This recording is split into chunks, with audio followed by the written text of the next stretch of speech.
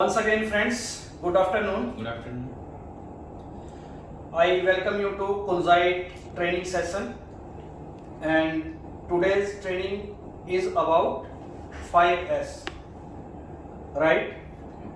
Okay. So we will learn about 5S. जैसा कि मैंने आपको previous trainings में बताया कि जब हम काइजन करते हैं या कोई इम्प्रूवमेंट एक्टिविटी करते हैं तो उसका सबसे पहला स्टेप होता है 5S मैनेजमेंट। आज हम सीखेंगे कि 5S है क्या और इसको ऑर्गेनाइजेशन में, अपने ऑफिस में, अपनी डेली लाइफ में हम कैसे इंप्लीमेंट कर सकते हैं। सो इस सबसे पहले मैं आपसे एक क्वेश्चन पूछता हूं। सपोज आप एक शॉपकीपर के पास जाते हो, एक दुकानदार के पास जाते हो और उससे कोई एक पर्टिकुलर साबुन मांगते हो। सपोज मैंने बोला उसको कि पियर साबुन मेरे को दे दो, ठीक है। अगर शॉपकीपर उठता है और वो पियर साबुन ढूंढने जाता है, उसको नहीं मिल पाता, ठीक है, तो क्या आप उससे दूसरी चीज कुछ मांगोगे? आप हिचकिचाओगे, ठीक है। वहीं उसके पैरेलल में कोई शॉपकीपर है, आप उसके पास जाते हो, कोई एक पर्टिकुलर आइटम मांगते हो, वो विदाउट थिंकिंग अपना हाथ उस कैबिनेट में डालता है, उस ब्लॉक में डालता है और आपको मटेरियल दे देता है, ठीक है। Then you come to know कि ये पर्सन इफेक्टिव है, मेरा टाइम वेस्ट नहीं करेगा, ठीक है। तो दोनों में डिफरेंस क्या था? एक ने 5S को मेंटेन करा था, दूसरे ने 5S को मेंटेन नहीं करा था। It is the example of 5S। How can be implemented 5S? Simply अगर एक लाइन में इसको मैं डिस्क्राइब करूं, a place for everything and everything on its place.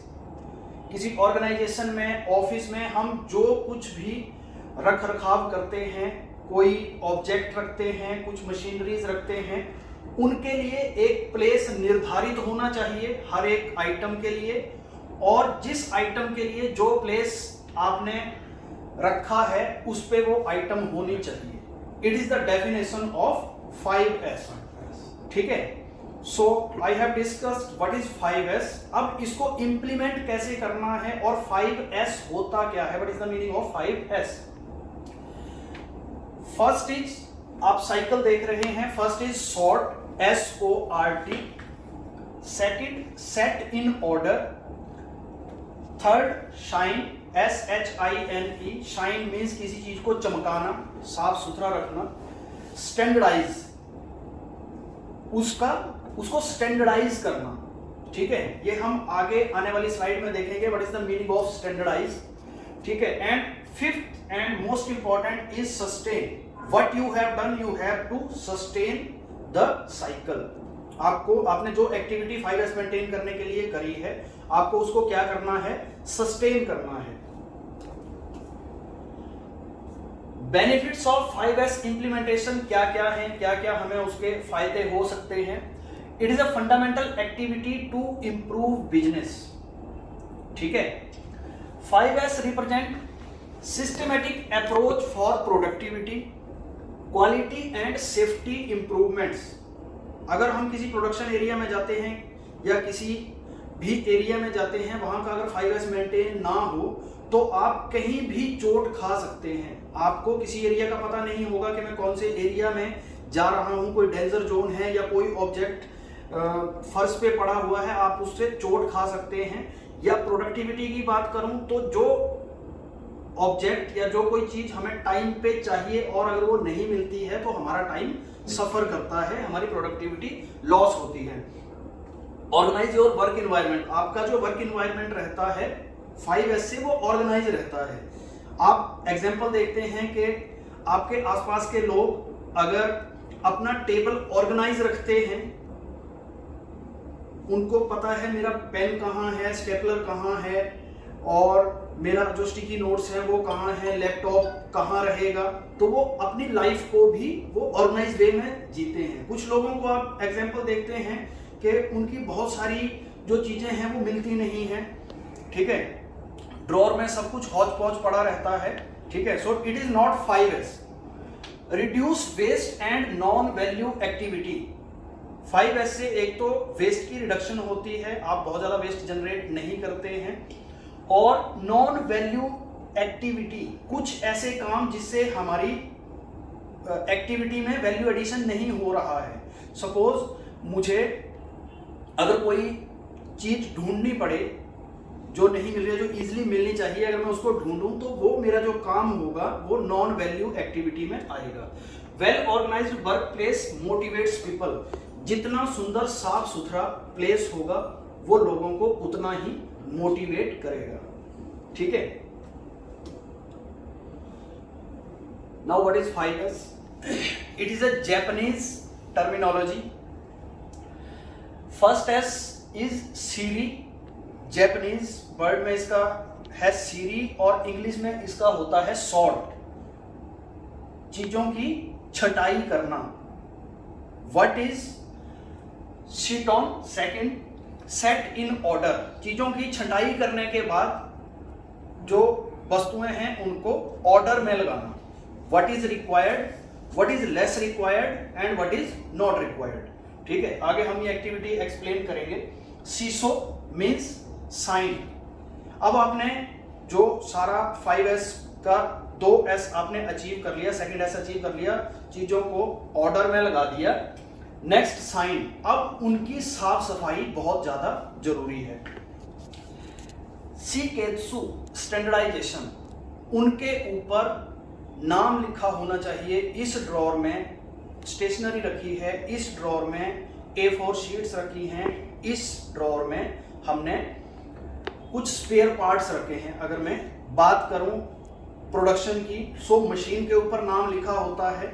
ये मशीन ब्लेंडर है, इसका इतना एरिया है जो गैंगवेज होते हैं, so that is 5S। Next is shitsuke, sustain. ये जो 4 एक्टिविटी आपने करी, इनको सस्टेन करना है। मींस ऐसा नहीं कि आज एक हीरोइक अप्रोच अपना ली। हीरोइक अप्रोच आप समझते हो, हीरोइज्म, और एक सिस्टम अप्रोच और एक हीरोइक अप्रोच। अगर मैं इसकी बात करूं, एक प्लेस बहुत गंदा पड़ा है और रोज सभी को दिख रहा है। एक दिन कोई हीरो आया, ठीक है, और उसने क्या किया, आया और उसने वो सारा साफ सफाई उसने कर दी, चीजों को शॉर्ट कर दिया, सेट इन ऑर्डर्स लगा दिया, और एक दिन उसने सारा काम करके दिखा दिया। ठीक है, सभी ने उसके लिए तालियां बजा दी। लेकिन अगले दिन से फिर जो स्थिति है वो क्या होने लगी, खराब होने लगी धीरे धीरे। एक हफ्ते बाद फिर वही दोबारा से प्रॉब्लम खड़ी हो गई। सो वो एक हीरोइक अप्रोच थी। अगर सिस्टम अप्रोच की बात करें तो एक बार जो स्टैंडर्ड सेट कर दिया, एक सिस्टम बना दिया, और वो सिस्टम को हमेशा फॉलो करते रहना है ताकि जो 5S एक बार मेंटेन हुआ था वो उसी लेवल पे चलता रहे। ठीक है, so fifth is very important system approach के लिए। जो आपने काम एक बार किया है, 5S किया है, उसको मेंटेन रखना है, सस्टेन, जो साइकिल पूरा बनाया। कुछ एग्जाम्पल हम इसके देखेंगे बारी बारी से ताकि आपको और ज्यादा क्लियर हो जाए what is the meaning of sort. Suppose मेरे पास बहुत सारी चीजें, टूल्स पड़े हैं। So sort means you have to categorize in 2 categories, what is needed, what is required, what is not required, and third category what is less required. कुछ चीजें हमें रोज जरूरत पड़ती है, स्टेपलर हमें रोज जरूरत पड़ती है, पेन की रोज जरूरत पड़ती है, लेकिन कुछ चीजें जो कभी कभार यूज होती हैं, फॉर एग्जाम्पल स्टेम। सो उनको आपको क्या करना है, वो आप पीछे रख सकते हैं, और जो चीजें रोज यूज होती हैं उनको आप सामने रख सकते हैं। ठीक है, और अगर आप अपने ड्रॉर में देखें तो बहुत सारी ऐसी चीजें निकल के आएंगी जो कि जिनकी जरूरत ही नहीं है, जो वैसे ही उस एरिया की भीड़ को बढ़ा रही हैं, तो आप उसको रिमूव कर सकते हैं। What is required, what is not required. I have categories in 2, needed and what is not required. So continuity, step 1 is sort, remove the unnecessary, keeping only what is used and red tag the rest. कई बार क्या होता है, red tag का मैं आपको meaning समझाऊं। कई बार हम अगर 5S करें और हम पहले बोलें कि इट इज नॉट रिक्वायर्ड, हमें इसकी जरूरत नहीं है, तो हम क्या करते हैं, उसको उठा के फेंक देते हैं। लेकिन 1 महीने बाद फिर हमें याद आती है कि मेरे को उस पर्टिकुलर ऑब्जेक्ट की जरूरत पड़ गई, ठीक है। तो immediately what is not required you have to keep it in red tag. आपको एक एरिया या कोई कंपार्टमेंट आपको रेड टैग के लिए रखना है, या उनको किसी ऐसी जगह रखना है जहां पे आप एक्सेस बहुत कम करते हो, और उसकी एक लिस्ट बना लो, ठीक है। सो that is called red tag area, red tag item, ताकि अगर उनकी जरूरत पड़े तो आपको पता हो कि वो आइटम मैंने वहां पे रखी है, उसको अगले 6 महीने में फिर रिव्यू कर सकते हैं। और अगर फिर उसकी जरूरत नहीं होती है, अब आपको लगता है कि इसकी बिल्कुल भी जरूरत नहीं है, तो आप उसको डिस्कार्ड कर सकते हैं। So that is red tag. Create a 5S team for the area. 5S कैसे होना है, 5S की कभी भी जब इंप्लीमेंट होता है किसी ऑर्गेनाइजेशन में, तो एक टीम बनती है जो कि 5S को मॉनिटर करती है, ठीक है। Identify red tag holding area, हर एक एरिया में एक रेड टैग एरिया होना चाहिए। Brief the team on the project and 5S methodology, जो पूरी टीम है उसको 5S के बारे में बताना पड़ेगा, जैसे कि अब हम आपको बता रहे हैं what is 5S। Set a date for the red tagging event, ये बहुत क्विक इवेंट होते हैं, इनको जब स्टार्ट किया जाता है तो एकदम से स्प्रेड करते हैं कि आपको नेक्स्ट वीक में रेड टैग एरिया डिफाइन कर लेना है, और जो चीजें आपकी बहुत कम यूज में आती हैं आपको उनको रेड टैग में मूव कर देना है। टेक बिफोर फोटोग्राफ्स, आपको पहले की स्थिति के फोटोग्राफ्स लेने हैं कि पहले जो एरिया था वो कैसा था। Work through the area tagging any unnecessary item, जितनी भी अननेसेसरी आइटम हैं उनके ऊपर भी टैग लगे होने चाहिए, और वो आइटम कहां मूव करेगी, रेड टैग एरिया में। Review tagged item and existing out of date standards, जो मैंने आपको एग्जांपल पहले बताया कि आपको एक रिव्यू फ्रीक्वेंसी सेट करनी पड़ेगी कि मेरे को रेड टैग आइटम जो मैंने इतने दिनों से एक एरिया में रखी हैं वो कब आउट ऑफ स्टैंडर्ड हो जाएंगी और कब मेरे को इनको डिस्कार्ड करना है। Take after photos to recognise progress made, जो आपने कर दिया उसके बाद की फोटो लेनी है, ताकि आपको पता चले कि आप कितना आगे निकले हैं, आपने उस एरिया को कितना बेहतर बनाया है। सॉर्ट की ही बात करूं, रेड टैग मैंने आपको बता दिया कि रेड टैग क्या है। Effective visual method to identify unneeded item is called red tagging. Immediately हम कभी भी 5S में किसी आइटम को डिस्कार्ड नहीं करते हैं, उसकी लिस्ट बना के उसको रिव्यू करते हैं एक फ्रीक्वेंसी के बाद। Set in order, that is second S, कैसे उसको ऑर्डर में लगाना है। It is a best example of tool room. सबसे ज्यादा प्रॉब्लम मेंटेनेंस डिपार्टमेंट को आती है जब उनको सही टूल नहीं मिलता है, तो ये एक बहुत अच्छा एग्जांपल है कि जितने भी टूल्स हैं उनको पूरा स्टैंडर्डाइज वे में उनको ऑर्डर के साथ लगा दिया है। इस तरफ उसने रेंच, प्लायर और जो भी कीज हैं वो बहुत अच्छे से सेटअप करी हैं। सो हर चीज को सेट इन ऑर्डर आपको स्टैंडर्डाइज वे में उसको सेट करना है। कुछ ऑफिस के एग्जांपल मैं लेके आया हूं। इस तरह से जो कवर्ड है, ये इसमें फोम डाल के और उसकी कटिंग करके पेन, पेंसिल और हर एक स्टेशनरी के हिसाब से इसको मेंटेन किया है, ठीक है। मार्कर पेन अरेंज करने के लिए बहुत अच्छा एग्जांपल है कि उसी कलर के कप में रखा गया है। Red means red, blue means blue. अगर एक और एग्जांपल मैं लूं, ये बहुत क्लियर एग्जांपल है। अगर फाइल नंबर 1, 2 या मंथ वाइज देखें तो आपको इसमें देखना नहीं पड़ेगा, जो फाइल निकाली, ठीक है, वो फाइल आप उसी जगह लगाओगे, क्योंकि ये टेप से डायगोनली इसको मार्क किया है। जब आप बीच में से कोई एक फाइल निकालोगे तो आपको पता लग जाएगा कि मैंने कहां से ये फाइल निकाली है, आपको पढ़ने की जरूरत नहीं रहेगी। ठीक है, so these are office set in order example. ये एक और एग्जांपल आप देख सकते हैं, इसमें भी एक जो टेबल चेयर रखे हैं, ये बहुत अच्छा अरेंज किया है किसी ने, हर एक आइटम उसने स्टैंडर्डाइज वे में रखी है।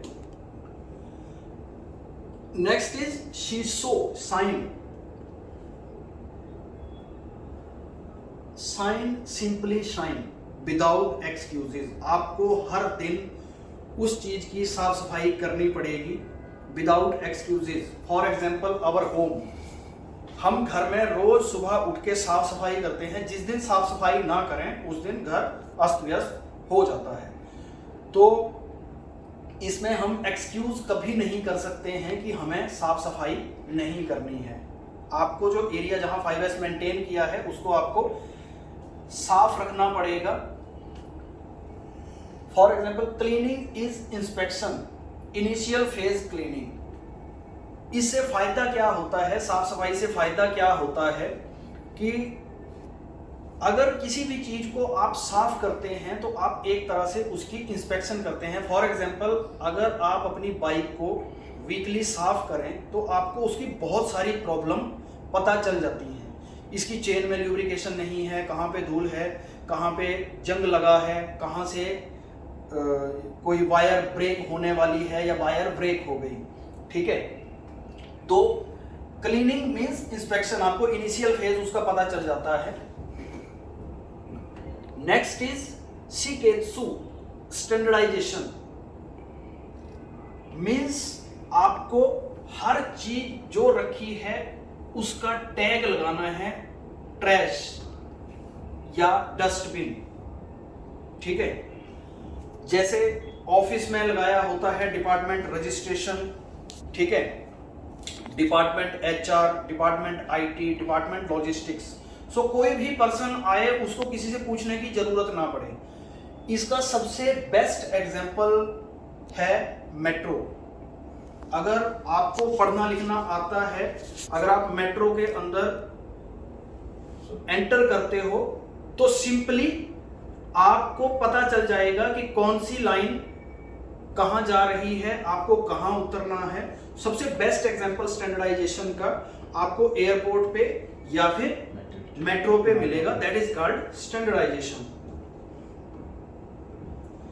स्टैंडर्डाइजेशन का एग्जांपल अभी जो हम देखते हैं कि हैजार्डस वेस्ट के लिए अलग कंटेनर होता है, जनरल वेस्ट के लिए अलग होता है, पेपर वेस्ट के लिए अलग होता है, फूड आइटम के लिए अलग वेस्ट होता है।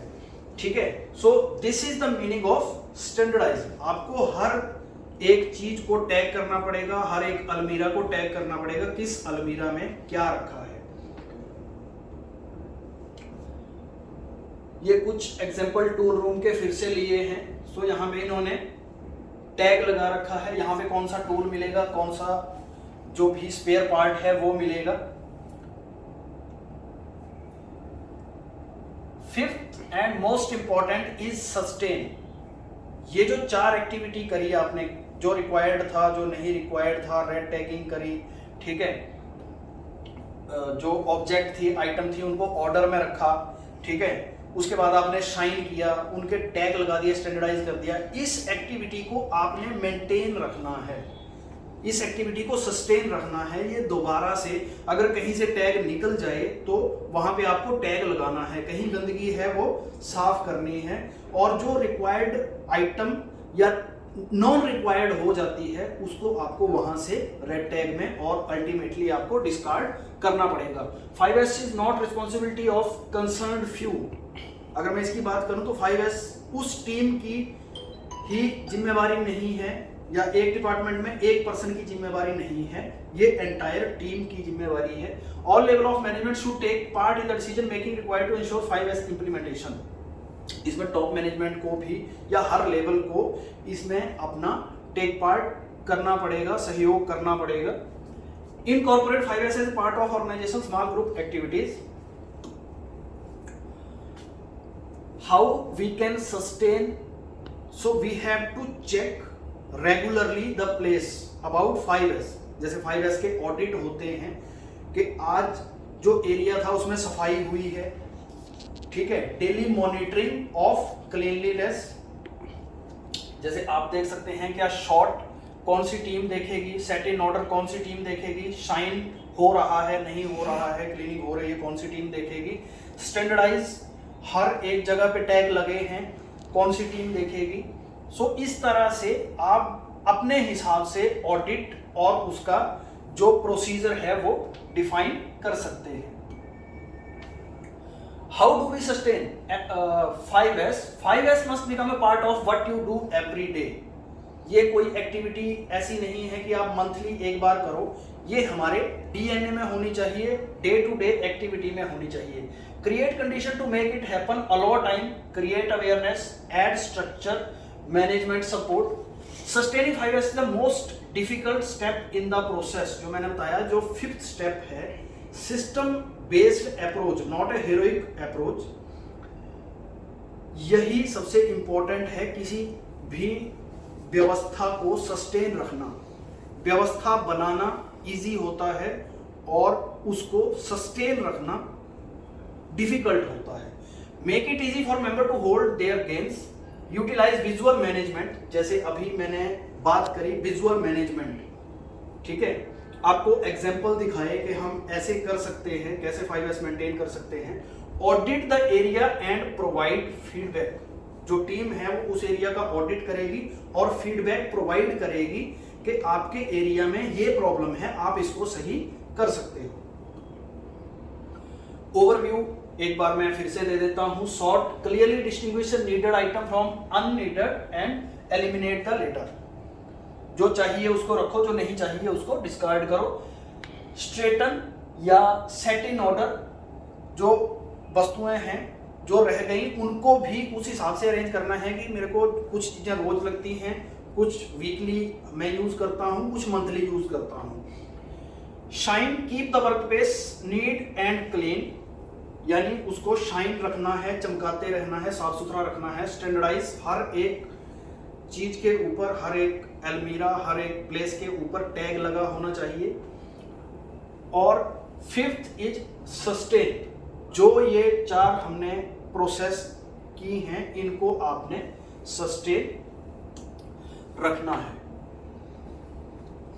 वही overview, 5S explanation, short again, set in order, shine, standardise and sustain. So we have to achieve this one, this improvement.